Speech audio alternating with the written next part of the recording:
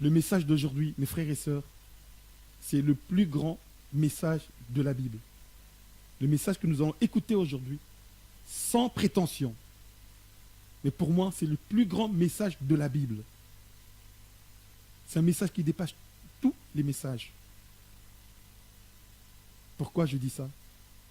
Parce que c'est le premier message de Jésus-Christ sur la terre. Le plus grand message de la Bible. Nous allons lire dans nos Bibles, nous ouvrons dans Matthieu, au chapitre 3, verset 2. Matthieu, chapitre 3, au verset 2. Il n'y a pas de plus grand message que celui-ci. Et si nous sommes dans des problèmes sur la terre aujourd'hui, c'est parce que ce message n'est plus prêché dans les églises. Le message que nous allons écouter aujourd'hui. Et c'est parce que nous sommes dans la distraction aujourd'hui, dans les églises. Qu'est-ce qu'on prêche dans l'église de ce siècle ici? On prêche ce qui est matériel.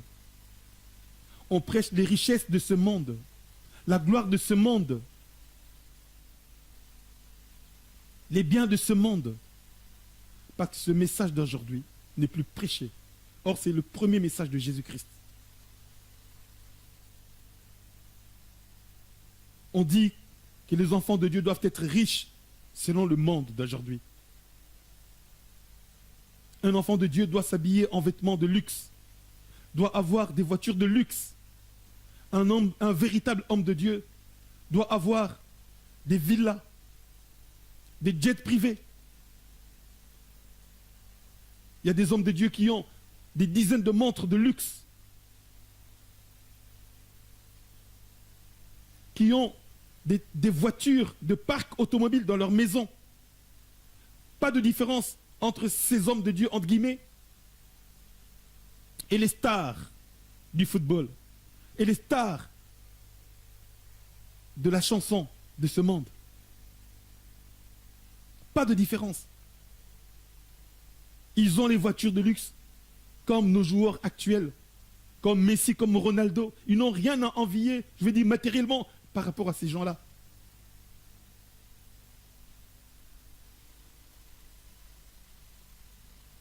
Et ils prêchent dans les églises, nous prêchons dans les églises aujourd'hui, les richesses de ce monde, la gloire de ce monde. Aujourd'hui, frères et sœurs, ici en Belgique, en France, en Italie, ces voitures sont dans les maisons, ne sortent pas.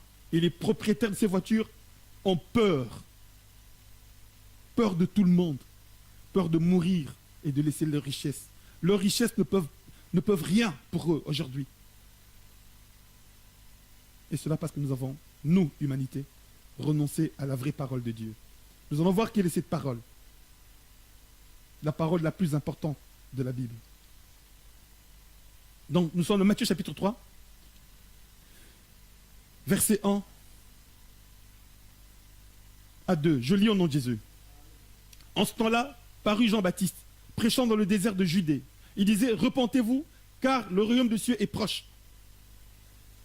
Jean-Baptiste a précédé Jésus. Et je continue encore verset 3. Je lis le verset 1 à 3 et même à 4. En ce temps-là parut Jean-Baptiste, prêchant dans le désert de Judée. Il disait, repentez-vous, car le royaume de Dieu est proche. Jean est celui qui avait été annoncé par Isaïe le prophète, lorsqu'il dit, c'est ici la voix de celui qui crie dans le désert. Préparez le chemin du Seigneur, aplanissez ses sentiers. Jean avait un vêtement de poil de chameau, une ceinture de cuir autour des reins. Jean est venu préparer le chemin de Jésus-Christ. Préparer le cœur à recevoir le Christ, le Messie, le Fils de Dieu, le Sauveur. Il dit lui-même, il dit, je ne suis pas digne, moi, de nouer ses lacets. Et le premier message de Jean-Baptiste, la première parole de Jean-Baptiste, c'était « Repentez-vous, car le royaume de Dieu est proche. » Repentez-vous, car le royaume de Dieu est proche. Il est venu préparer la venue du Messie. Et nous allons toujours dans Matthieu chapitre 3. Alléluia. Alléluia. Plutôt Matthieu au chapitre 4. Nous sommes au chapitre 4. Matthieu chapitre 4. Jean est arrêté. Jean est arrêté. Il est en prison. Et au chapitre 4, verset 12, Jésus commence son ministère. Je lis au nom de Jésus. Jésus, ayant appris que Jean avait été livré, se retira dans la Galilée.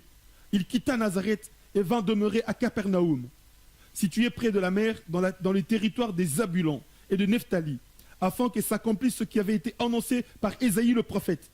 Le peuple de Zabulon et de Nephtali, de la contrée voisine de la mer, du pays au-delà du Jourdain et de la Galilée des païens, ce peuple, assis sur les ténèbres, a vu une grande lumière. Et sur ceux qui étaient assis dans la région et l'ombre de la mort, la lumière s'est levée. Dès ce moment, verset 17, j'insiste, verset 17, dès ce moment, Jésus commença à prêcher et à dire « Repentez-vous, car le royaume des cieux est proche. » Frères, sœurs, donc vous voyez, avant que Jésus n'arrive, le Père a envoyé Jean pour préparer le chemin de Jésus, préparer le cœur à recevoir Jésus-Christ. Et quand Jean est arrêté, son ministère s'achève. Quand il termine sa mission sur la terre, il est arrêté. Jésus maintenant se lève, commence son ministère à lui. Et la Bible dit, première parole de Jésus, Matthieu chapitre 4, verset 17. Dès ce moment, je commence par le verset 12, chapitre 4, verset 12, on dit, Jésus ayant appris que Jean avait été livré, se retira dans la Galilée. Et je veux au verset 17. La Bible dit, dès ce moment, Jésus commença à prêcher et à dire, repentez-vous, car le royaume des cieux est proche. La première parole de Jésus-Christ, première prédication de Jésus-Christ en fait, c'est repentez-vous, car le royaume des cieux est proche. Si Jésus a commencé par cette parole, ça veut dire que cette parole est la plus importante de toutes les paroles. Jésus a commencé par cette parole. Jésus n'a pas commencé par dire les hommes vont se marier, auront des enfants, auront des maisons, construiront des maisons. Il n'a pas commencé par ça. Il n'a pas commencé par dire ils seront guéris de leur maladie. Il n'a pas dit ça. Et que si vous suivez dans le ministère de Jésus, il ne donnait pas des exemples sur les biens de ce monde. La première parole de Jésus, c'est repentez-vous, car le royaume des cieux est proche. Jésus commence par la repentance, le message de la repentance. Eh bien, mes frères et sœurs, le message le plus important de la Bible, le message le plus important de tous les temps, c'est ce message de Jésus. Repentez-vous. Et maintenant, nous devons vraiment nous repentir, véritablement, car le royaume des cieux est vraiment proche.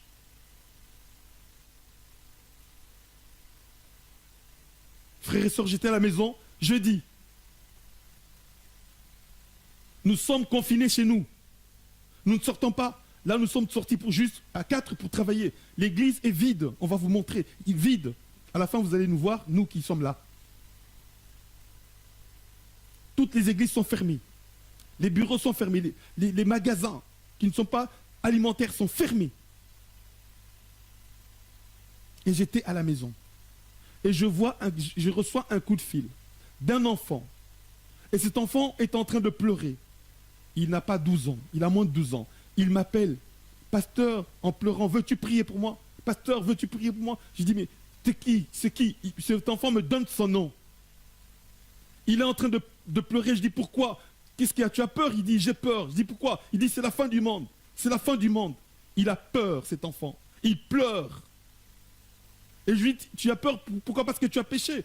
Je suis en train de résumer. Il dit oui, à cause de mes péchés, j'ai peur. Et je lui dis, tu veux confesser tes péchés? Il dit oui. Et je lui ai dit, confesse tes péchés. Et cet enfant a commencé à confesser ses péchés.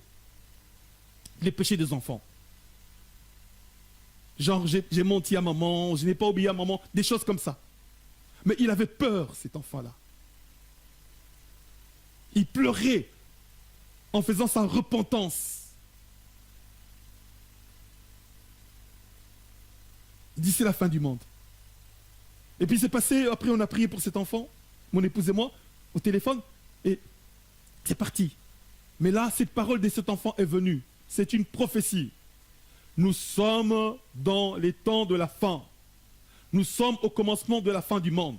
Cet enfant, en fait, a prophétisé. Il pleurait, il disait cela, c'est la fin du monde. Ce que je vous dis, c'est une chose vraie qui s'est passée ce jeudi.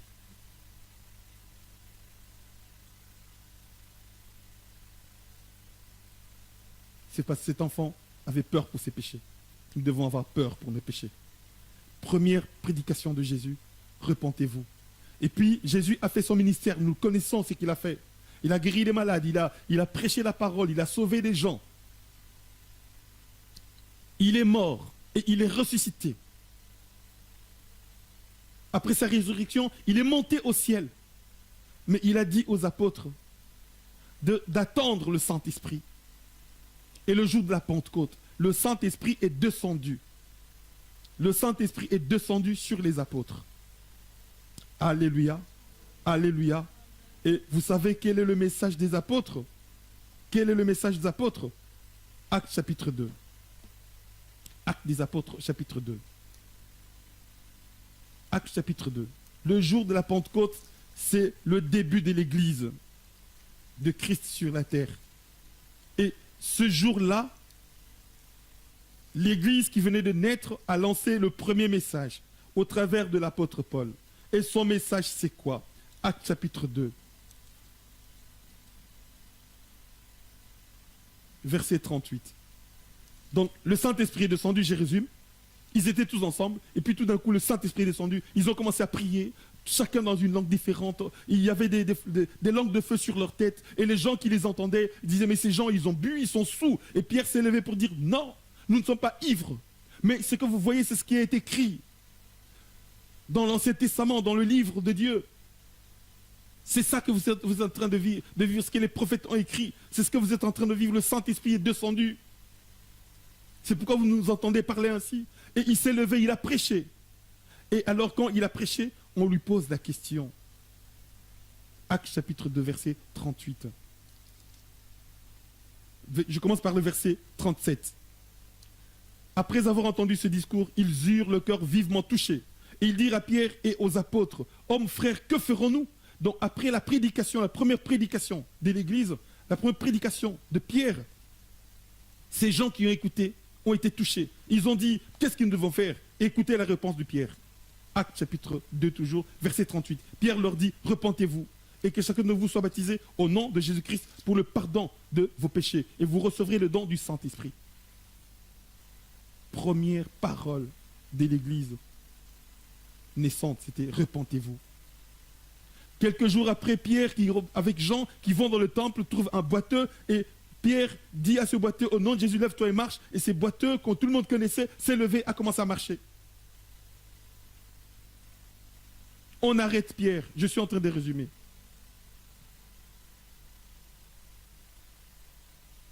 Les gens viennent pour voir pourquoi, qu'est-ce qui s'est passé. On demande à Pierre qu'est-ce qui s'est passé. Et Pierre explique au peuple ce qui s'est passé. Il leur parle de Jésus-Christ. Et il conclut au verset 19, Actes chapitre 3, verset 19. Repentez-vous donc et convertissez-vous pour que vos péchés soient effacés, afin que des temps de rafraîchissement viennent de la part du Seigneur et qu'il envoie celui qui vous a été destiné, Jésus-Christ. Voilà. Il insiste. Premier jour, c'était repentez-vous. Et ce jour-là qu'il y a eu ce miracle-là, et Pierre s'est levé encore pour dire ce n'est pas moi, c'est Jésus-Christ que vous avez rejeté et que vous avez livré à Ponce Pilate. C'est lui qui a raffermi les pieds de cet homme, qui a guéri cet homme. Il dit, si vous voulez être sauvé, repentez-vous et convertissez-vous. Repentez-vous et convertissez-vous. Le frère qui faisait la modération ici a dit une chose. Il dit, j'aime beaucoup ce mot métanoïa. En fait, repentez-vous, convertissez-vous. En grec, on dit métanoïa, c'est le même mot. Le même mot métanoïa veut dire se repentir, veut dire repentance et veut dire en même temps conversion. Changement. Il n'y a pas de vraie repentance, il n'y a pas de changement. La repentance doit venir du plus profond du cœur. Je suis touché et je dis, voilà, Seigneur, j'ai mal fait. Comme cet enfant son cœur criait, son cœur était là, en train de se broyer. Il était dans l'intérieur, son cœur était en train de bouillir à l'intérieur à cause de ses péchés. C'est un enfant. Il pleurait. Et il est venu, pasteur, prie pour moi. Je dis, pourquoi j'ai peur? Pourquoi il avait peur pour ses péchés? C'est ça. On nous parle dans Luc chapitre 15 de l'enfant prodigue. Ce garçon qui a dit à son père, il était le second de la famille. Ils étaient à deux. Lui, c'était les cadets. Il dit, papa, donne-moi mon héritage pour que je parte. Et le papa ne dit pas, lui donne son héritage. Et il part. Il va dilapider l'argent, dépenser cet argent dans les jeux, avec les prostituées, nous dit la Bible. Après, il n'a plus rien. C'est la souffrance. Luc chapitre 15, verset 17, la Bible dit, rentré en lui-même, ayant pris conscience de ce qu'il a fait à son père, il a dit, j'ai péché contre mon père et j'ai péché contre le ciel. J'ai péché contre Dieu, j'ai péché. Rentrer en lui-même. La repentance, c'est ça. Ça commence par rentrer en toi-même. Il dit maintenant, je retournerai vers mon père et j'irai lui demander pardon. Je lui demanderai de me prendre, plus comme enfant, parce que je suis déjà parti, mais comme un de ses serviteurs. Et disant cela, il mit cela en pratique. Il retourna vers son père.